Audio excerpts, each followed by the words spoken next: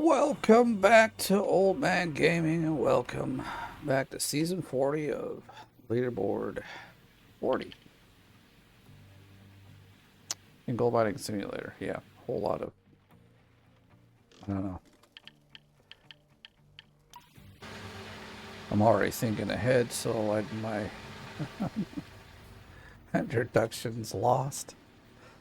But we got everything filled up, and, well, not the wash plant, but that's what we're here to do. But everything else is filled up with fuel, so we are going to get ready to rock and roll.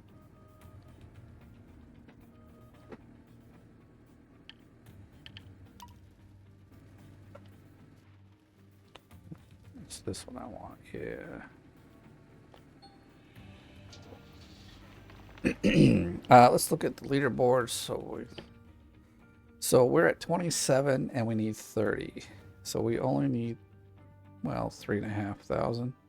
It's not much. I will get that today. Seasonal, we need just a little over 1,000. Basically, probably our cleanup here, our first cleanup here, will give us that. If not, then obviously the next one. But we're close enough that it's going to be. Damn it! I parked the truck too close again.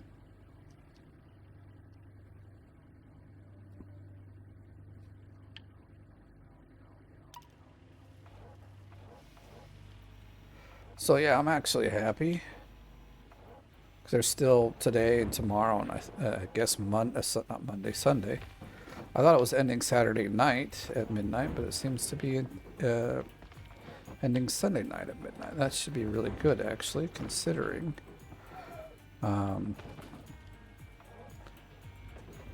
that I was expecting it to end a day earlier.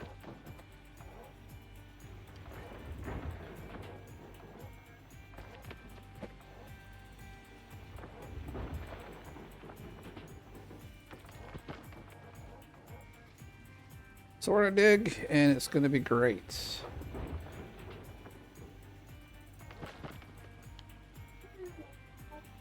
Ah, look at that, we're reaching the bottom. And we're back in that little hole that we have up here.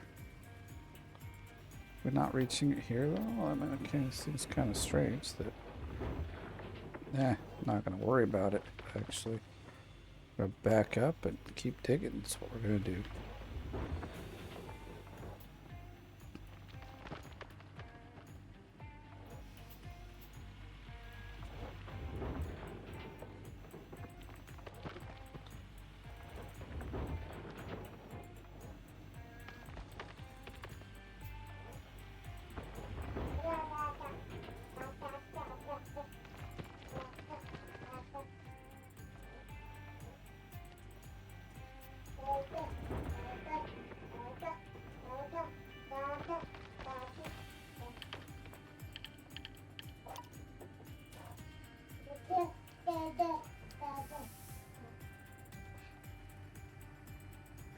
All right.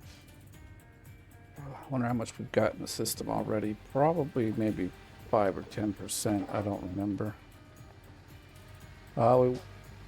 I've counted up. I believe there's about 8,000 ounces left in this claim. Pretty much 8,000. Could be a little more. So that means if I really want to get the top 5 in both places, I'm going to have to... Oh, yeah, 14%. Okay, great. Anyway, it means I'll have to do a reset. And it means I've got about 15 hours of playtime still I need to put in. Now, technically, my wife said she'll be home really late. She's out at a business meeting, a business thing. And then she's getting some pictures done for our website. She's always updating those. And I'm never in them for some weird reason. I don't know. Thought I owned the company too, but I guess I'm just a angel investor or something like that, or silent partner or something like that. Even though I do the work, you know, I take care of some major reports that our clients want, and some new, tracking of systems that they've been doing in Excel for years, and for years I've been telling my wife, we should put this all in a database and make it so that people just log in, record their time, and then we can easily display it instead of taking hours in Excel to... Excel's great, but if you don't know what you're doing and you're trying to look at a lot of data, it's just not there. You know, it's just not there. Now, my controller has decided to die, so I need to find where my cable is. I've got it here somewhere. Yesterday, my keyboard fell off, pulling a lot of the cable all over the place. So now I don't see it. Why don't I see it? Where's it at? The keyboard one. Alright, we found it. Now I want to stop and dig.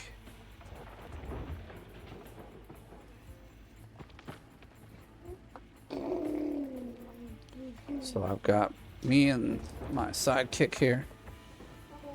Mini-me.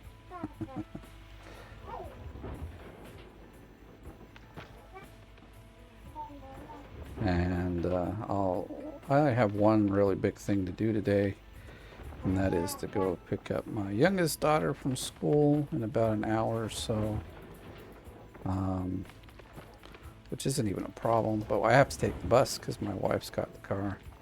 So it adds a little extra time to my day, but that's okay. Not bothered by it. Like, technically she could come home on her own, but right now she doesn't have a way to buy a ticket on the bus. And she could wait for her bigger sister to do this, but she'd be waiting at school for 2 hours. So I don't feel like that's... Like, she doesn't mind waiting for an hour. She's got friends that come out and they'll play for a bit, you know, and I think that's fine. I mean, I remember many days I would spend at least an hour or so at school afterwards playing. So, but like 2 hours I think is too much. So I'll go pick her up, and then I have to, while we're out, we'll get stuff for dinner. It's our pizza night, so... No, that's yours. Here you go. There's your remote. Come play the game with me. Yeah. I'm your controller.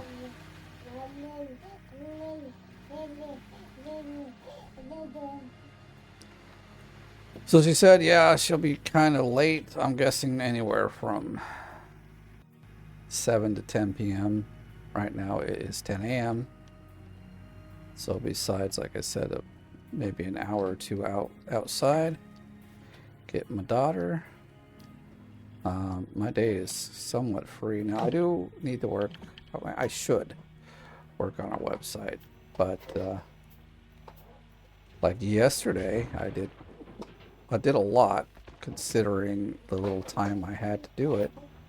But the reason why, and this is surprising, is so the head guy at my other job, at my real job. Now they're both real jobs. I get paid from both of them, but you know.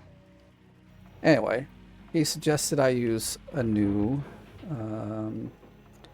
IDE, which is just a interface that we use for coding, but it's built with a lot more code and AI enhancements than, say, the other one I was using.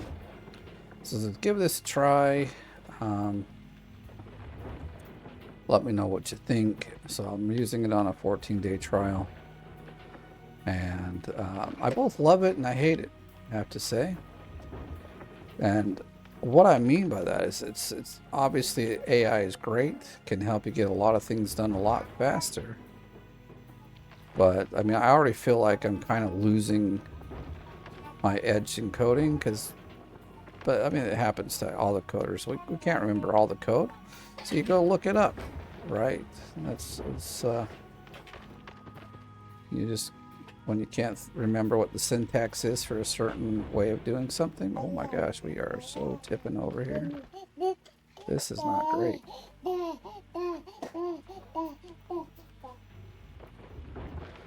You know, you look it up and then you type it in and you get, but you know what you're looking for, right? And that's the case. I know what I'm looking for. I just can't always remember how it works, so I have to look it up. It's not a bad thing, like I said.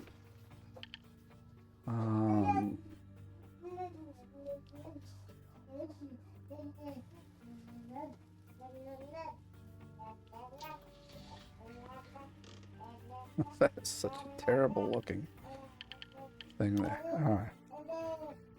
All right. So what I was using, and here's what's the difference is. So I've been using like ChatGPT. My wife and I have a pro account, so we can ask it as much as we want, and often get add pretty big. Well, for me, it's like they're pretty big questions. My wife probably doesn't give a lot, but like I will give it a whole page of code and say, hey, is there a way to do this more efficiently? Because you know, you learn to code and you know how to do things, but then there's the people that really know how to code and they know how to do it super efficiently. And because I'm working with a database and it costs money to, well, it doesn't cost money to have the database necessarily, but it costs money when in the way of actually there's probably still dirt in there here, is in the internet usage. So most depends on who you go with and what you're doing. And this is how it was back in the day. But some places, okay, most places nowadays, most web hosting, what happens is they give you unlimited data usage for most things, right? So, and that would, so like, you know, people come to your website and it takes up data and it's unlimited. You get as many users and things as you like. And it generally includes hosting of a database of some sort. So it's all kind of in part of the cost for running a website. That's what we have. We have one that's supposed to be really good for the type of site that my wife is running. But nowadays, since this whole like REST app kind of idea has sprung about, and honestly, I don't think it's really been, it's not a new thing. It's just how they're doing it's kind of new, and the language that it's using is much newer. But if you're doing a client server relationship or like situation, which is what 90% of, probably more than that even nowadays, websites are, you know, the website itself is the client, and then the server will be the database where you get the information from. And so there's always this communication between the two.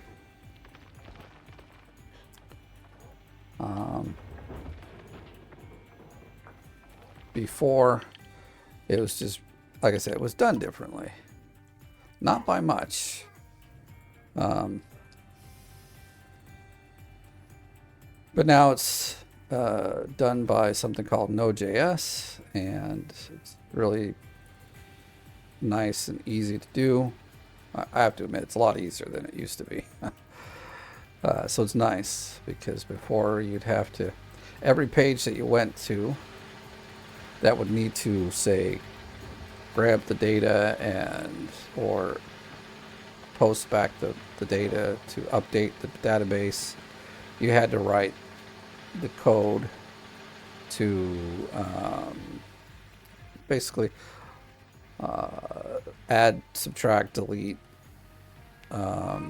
It's called CRUD. So create, read, update, delete. There you go. CRUD. What a cruddy job. No.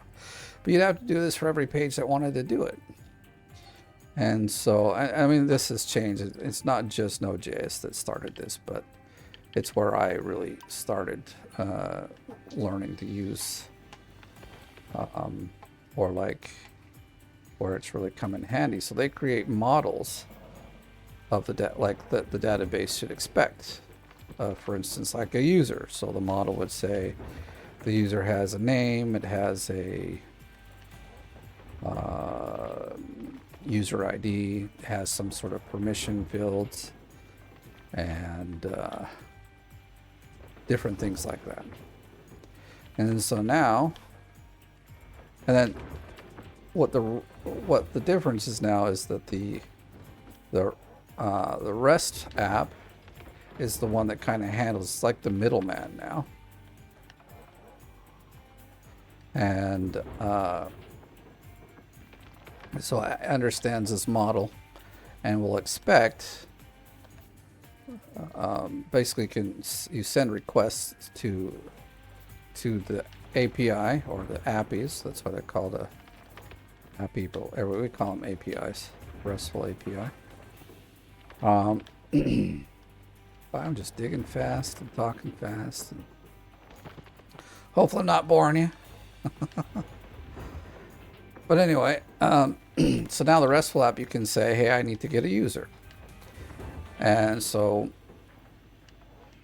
the app or the API will be like if you get a user, then it has instructions on how to do that. And then if you're like, okay, I need to update the user or create a new user or something like that. Generally, the create and the update are where the more coding comes in. But anyway, basically, because if you're asking for to read, get a user's data, it just makes a call to the database and returns the data. It's very simple.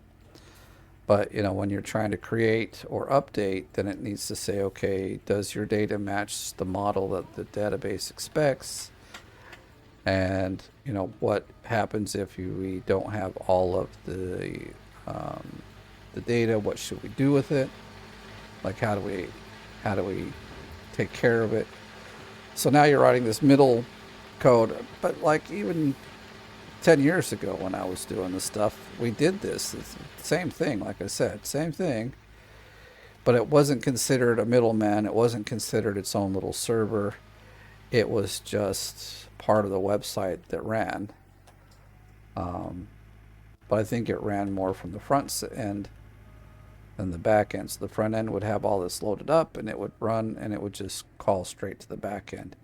So now what happens is all the front end does is it basically makes a request to the back end, which is where this API server and actually I need to back up some, so we need to back up the dump truck a little bit.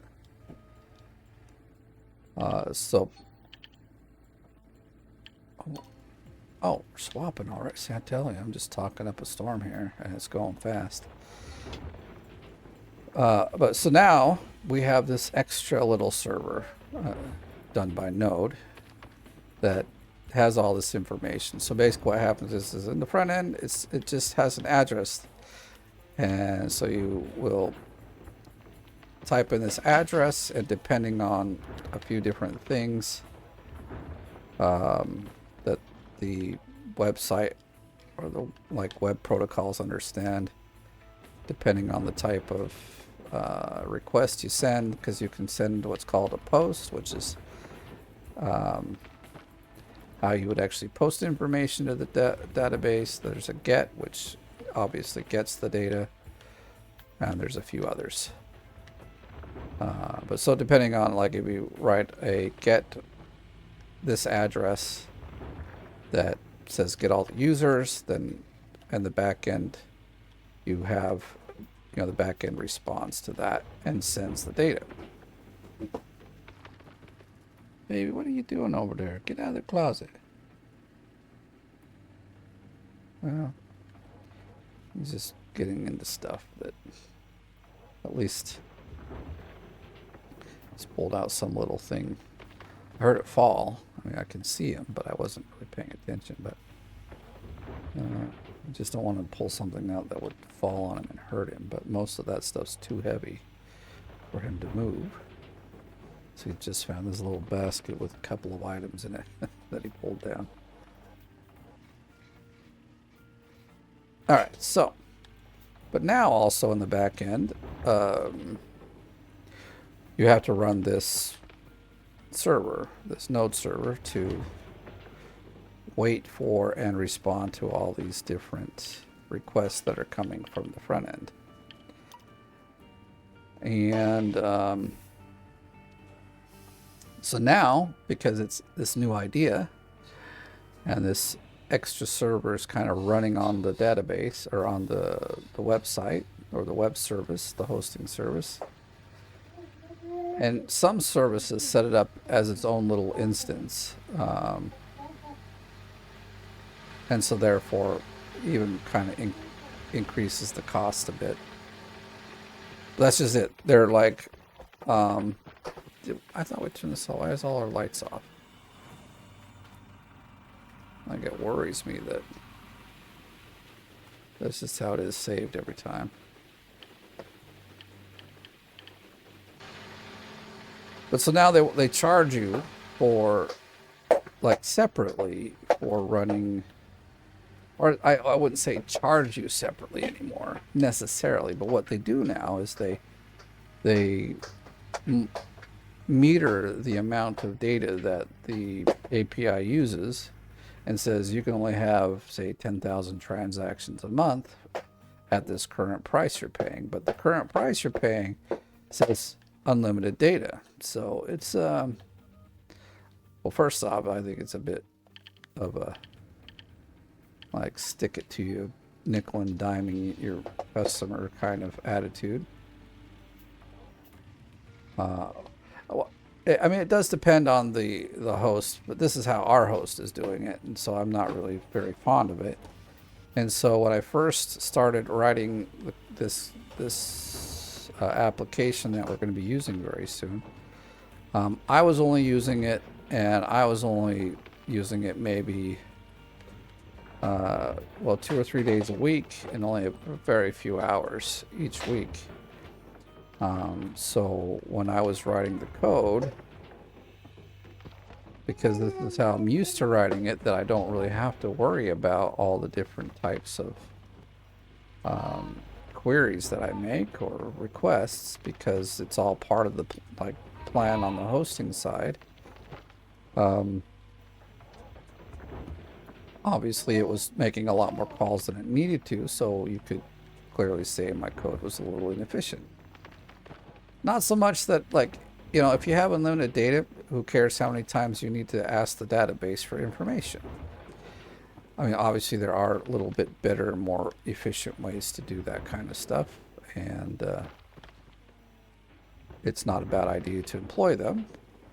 But when you're kind of trying to write up a fast prototype, which is what I was doing, so we could kind of get an idea of what she wanted and what we can get done, I wasn't really caring if I was on every page pulling up. I mean, okay, I did write some code, like the code to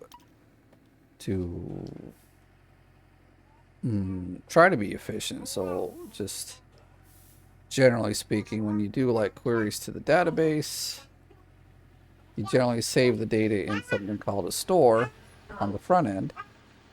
And then you just access the store on most other pages because the data doesn't change too often. And then when it does change, if something changes it, for instance, you update a user, then you tell the store to update its data. Or it also has like a timer so that you will you'll cache the data for, say, 10 minutes. Then 10 minutes, when it makes a new call, it'll check, has 10 minutes gone by, and if it's past the 10 minutes, to refresh the data anyway. So, so I had that pretty much in place, but I was still making way more calls than I needed to from the database than the store. So basically, I've said all that to get to this. But like, programming and coding, it can be very, like, complicated, as you can see. So there's a new thing. It's really ran by some pretty powerful and cool AI. So this is why I actually like it, right? So, um, oh, just one last thing before we move on to that part of the story is, so because I didn't write the code as efficiently as I could, and I was making more calls than I really needed to, we got a message from our hosting provider, and they're like, hey, you're over your data quotas. And this was just with me using it. And I'm like, I know I wrote the code in a way that I shouldn't be getting, like, it shouldn't be using that much data, but okay. And it was like a $300 difference between, basically they're like, well, you need to move up to the next plan in order to continue using the service. Now, interestingly enough, basically I'm hosting it in two, or was hosting it in two places. There's like this place for developers where you can sign up and get like free access to run your APIs like this. And I was using that more for just the development part. And then when we were doing production, I was running it right off of our own website. But, damn it, I'll move this guy out. I don't think we'll need him anymore. What? There's that guy. I'm in it. Restore it, please. Thank you. All right. So I was a little bit irritated with that because I'm like, you know, your damn thing said free. You know? Oh, nuts. We got that big piece of shit right there that's very much in our way, actually. Well, I mean, I guess if I... Ah, shoot, it is in our way. We could have moved him out and used it. That was... Alright, we do not want to be so close to the wall.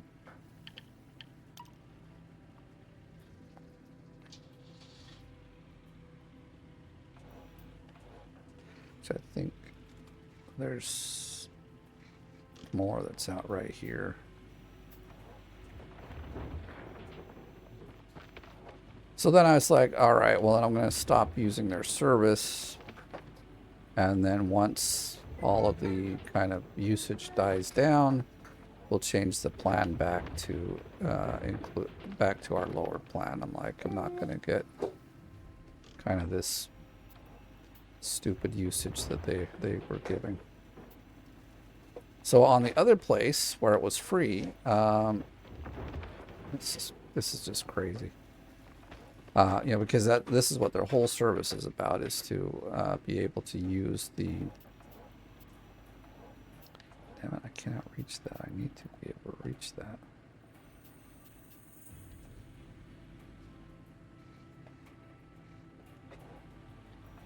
Anyway, so their whole service is to, you know, be used for this data usage. Anyway, so I'm like, okay, well, let's see what their pricing is, because like the free stuff is good, it works well, but basically how it works is they're using a little virtual system for your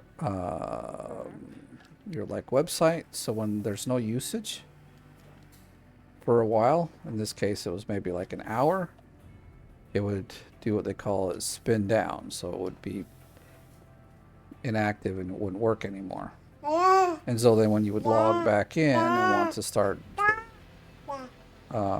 doing some more work, you'd have to wait for it to like spin up, and then it would work. And so I got a little irritated with that. What's your problem, buddy? What's your problem? Well, you're standing on something you shouldn't be standing on. No wonder you're kind of scared that you're going to fall down. Well, you're going to be fine, bro. He's just like at the side of my chair, on the arm, and kind of stepping up on something. But then he got both feet up there and got scared that he couldn't figure it out.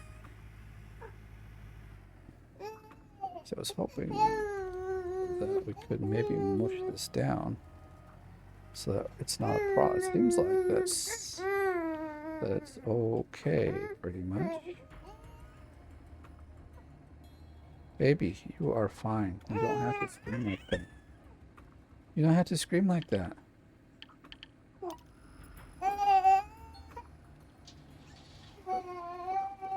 You know, I'm feeling like we about to fall in. Yeah. Now, who put that freaking problem there? Probably me. Probably. Now the dump truck's a little close.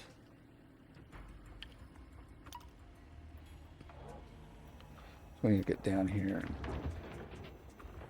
get all this as flat as we can. Damn it, dump truck, you're still in the way! Hopefully that's going to be like low enough that it can get in there. Ah, terrible angle. Who's running the camera today? Gonna have to fire them. Can't get stuff done. So, back to the story. This new IDE that runs with a lot. Okay, well, let me. So what I've been doing is with the current one I was using, it allows you to. It has like a little window you can open up and ask questions, and it can generally read 1 or 2 files to kind of get an idea of what's going on. And unfortunately with coding, that's not always how it works. You can't always figure out how it's working by 1 or 2 files. Because generally, if there's a problem, it could be 3 or 4 files in. So if you got like a bug or something that's just not working as you expect it, you often have to look in more than 1 file. So this current AI system I was working with was good. You know, like I could ask, hey, is this function in this file written in a good way? And it would be like, yeah, or it'd be like, looks good, but here's a better way to do it. You know, it'll be more efficient, things like that. So I'm like, okay, great. But this new one that we just started using is different, and then it can read the whole code base. So it reads the whole project, every file, and it can understand what's going on and can look through every file and see like, okay, you're asking for this function and it calls this and it calls that, and they're in these different files, and for those to work it this other file, and it looks at all of those things and says, okay, let's fix this, you know, if you've got a problem.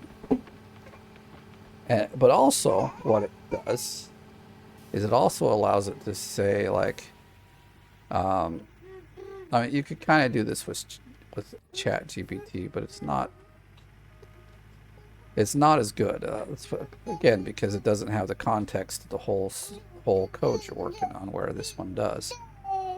So, yes, I thought that was too high. Damn it. I don't know if I can. Well, I can, but not from the dump truck. That dump truck's probably way too close. Didn't think about that. I just drove in like, hey, I'm here. But it'll allow you. Let's do this. Maybe I can. It's not that far down, so I'm thinking if we.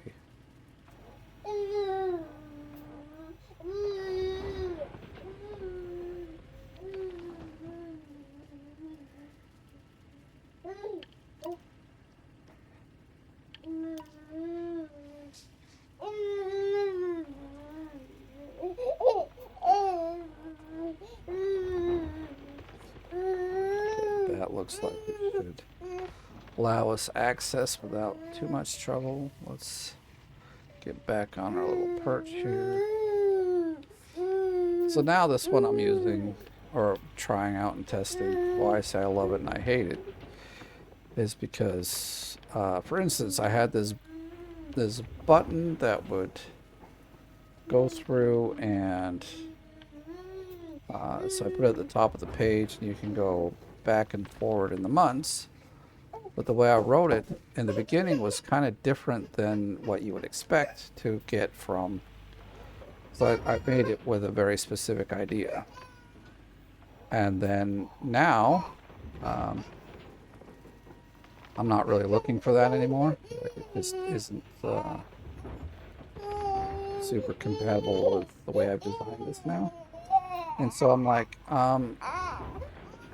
asked it. I said, "Hey, I want to put this button here because it's the kind of thing I need, but I think like it, it doesn't work exactly as I would hope it to.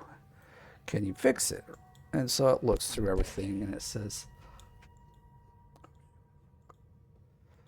and so it says, "Yeah, let me look at this." And that's the other thing. It's like, "Oh, I see the problem. It's in this file. Oh, I see it's going through the different files. Oh, I see, the logic here that you're trying to use, and here's what you want to do, and I can see why they don't work. Let me fix it." It fixes all the files, shows you all the changes it's made. And in one click, say 10 seconds for it to do its thing, and in one click, I can tell it to use all of the code that it's changed. And then instantly, that button thing that worked in a very different way now works the way I would expect it to.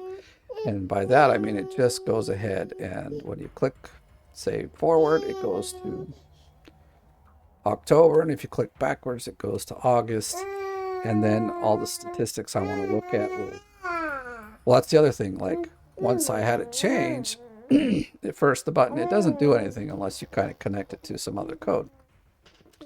I mean, it does. It changes the months, but it doesn't, beyond that, it won't actually affect anything until you hook the button up to what you want it to work with. So then I asked, okay, I want to take the month that's shown and find all the statistics. Now I've been like writing all this code to get the statistics, but all it does is it gets all of them. And then once it gets all of them, I was thinking, okay, then I can separate it into months, and that will be much, then it'll be great. And it's a little bit of computing power on the back end, but it's nothing big. So it's like, it's the way I was doing it's just fine. Yes, there's more efficient ways to do it, but what I was doing was fine. It'll work. And with the kind of like what we're using the website for, no one would ever see this in like either milliseconds or picoseconds. Like you would not notice. So, but a CPU would anyway. so I asked, hey, I would like to, when I click the button and move forward to October, or if I go back into August, I'd like to separate the data so it's only for August. And so it says, okay, another 10 seconds. It says, here's what I see. Here's what's going on. Sorry, I'm just talking, not playing. I forgot. I picked up my kid because he's screaming, and then I got talking. Yeah. And another one click, and then it fixed it. And now all of my data comes, and it is separated by month. And then I had this little table at the bottom that I was just starting to work on that goes and gets like the daily logs for each month for the specific agent. Certainly the button I wanted to add in was for the agent, so that they can switch between months and see their statistics. Buddy, you need to stop screaming. It's not nice. People don't like it. So I said, okay, I've got this table. I was just starting to implement it at the bottom. Basically, I got the table so like it had some text data. It wasn't using any data from the database. But I wanted to make sure it showed up on the page, which is always the way you should do it. Make sure it shows on the page, and that it's, like all the headers and all that stuff, and it looks the way you look. I set it all up that way. And so I said, okay, can we take the daily logs, find the logs for just this particular agent, and then display each log for each case that they're in, and you know, and then organize it by every day. So it would be case number 1, all the days that they work. Case number 2, all the days they work, until it gets through all the cases. Most people run 2 or 3 cases, so it's not like a lot, but, and I had most of the data there. I was just needing to kind of hook it all up. So again, another 10 or 15 seconds, it sees what I'm doing, it understands what I'm doing, and it creates the like hooks all the stuff up for the table, and the table just runs like instantly. I'm like, oh, this is so great. And it is, it's amazing. The problem with it is, and this is why I hate it, is because now, instead of knowing, okay, for newer coders, it's a huge trap. Like it's terrible, to be honest, because they don't have to know how to code anymore. They only need to know how to tell the computer what they're looking for. Now, obviously, this is probably how coding is going to some degree, and the AI, as we get further in the years, will be smarter than the average person, and can easily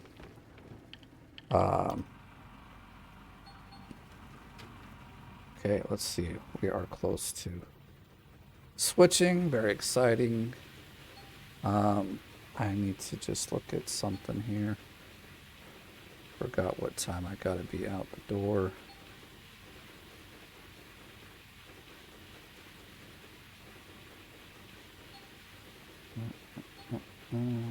Which one is it?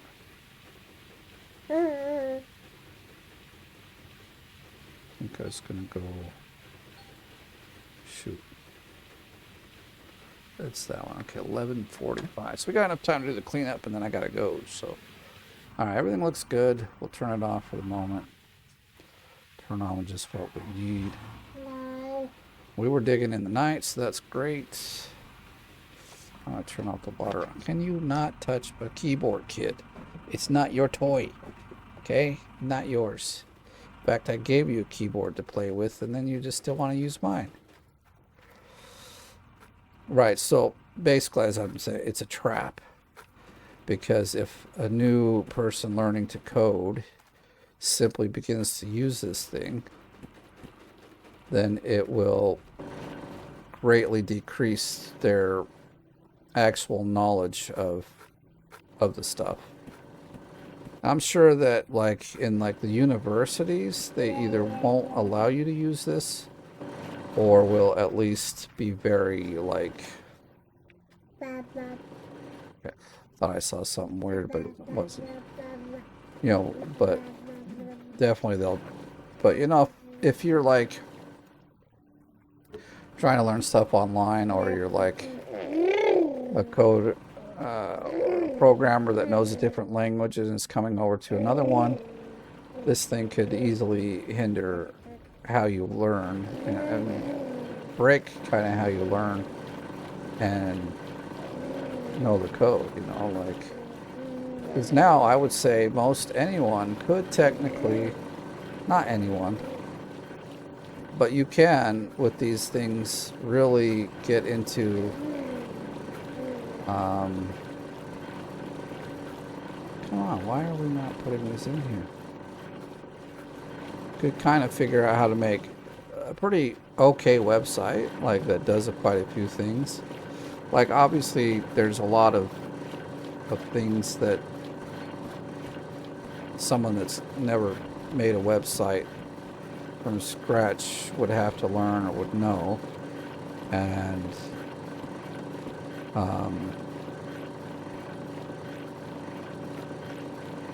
but on paper, right now, you could easily set up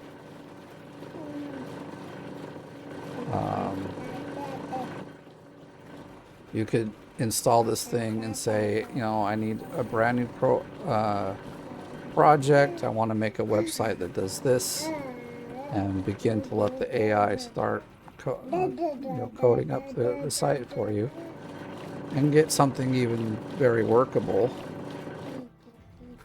to some degree, at least on your local computer. And here's the thing. It's a funny thing, but like, you know, a lot of times people will be like, they'll set stuff up and it works on their local computer, but when you throw it into production, it doesn't work, or like somebody else tries to use it. So, all right, let's start this up because I will have to get going here pretty soon. Got to get my baby ready to go as well as I myself. I just need some shoes and stuff, but he's got a little bit less on. Whoa, I didn't mean to turn that around at all. Alright, let's... see, if we get like 1,200, we might actually be really close to being on the leaderboard at top 10. And being this late into the game. Hey, buddy. Stop being a pain in the butt.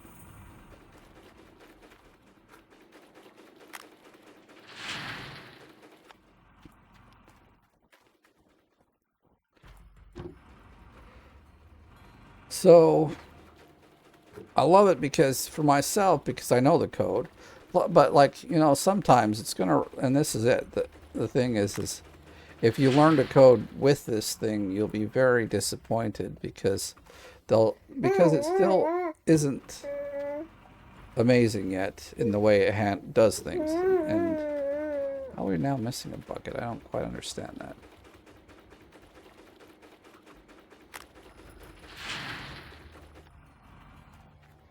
You know, it still like makes mistakes, obviously, and what if? Well, for instance, it was doing some stuff that I didn't want it to do, right? So basically, at some point, I was like, I have this, what is it? Like a similar instance in another file or like web page or portion of the website that I'm working on that does pretty much the same exact thing. Or than what I want to have done on this page. So use that page for reference, and here's what I want this page to do. And it, instead of understanding exactly what I wanted it to do, it kind of went around and was like, you know, they get confused. They call them hallucinations. So AI has hallucinations. They come up with this idea about your code base and stuff that's not there, and so you have to understand that this does happen, and you will get bunk code that doesn't work, or it does something but not what you want, and unless you know the code at this point, you won't be able to fix it because the AI will just be like, yeah, this is correct. And you're like, no, it's not doing what I want. You know, so I always write my code and then ask the AI to either enhance it or to fix it, or if there's a bug and I can't figure out where it's at, then I ask it to you know, help me fix it. A lot of times it's not even a bug. I'm like, okay, I've written this code, and this is the hard part of coding these days sometimes.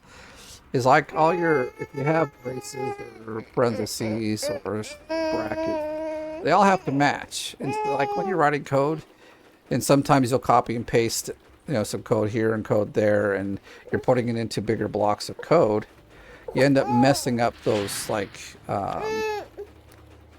blocks so that not all of the braces or whatever match, and so you have an error. And like sometimes the IDE is supposed to like highlight things so it's easier to find these types of like errors, but it also doesn't always do a great job at it. Okay, 24, and that's exactly what I was thinking. I get about 24 a day, but no, 34 a day. I'm at 24 for that's really good. Okay, 34 per day. That's going to help me understand. So that's about every 2 hours I get about 34, 35. 100 ounces. So if I want 25 more, 25k more, I'm going to need to do at least another 8 hours. Oh my goodness. Okay, anyway. That doesn't include like the reset, which takes another 2 or 3 hours. So we're probably looking at 12 to 15 hours of gameplay. Like I said. Hey, shut up. You're being loud. There it is, 12:07. Let's see what we get. We're like 20, 25, 26K away. I mean, 26 ounces away. All right. Anyway, well, I'm going to have to leave this here, but thank you for watching. If you enjoyed the video, give it a like. If you're brand new, please subscribe. Otherwise, thanks for watching. I'll catch you in the next one.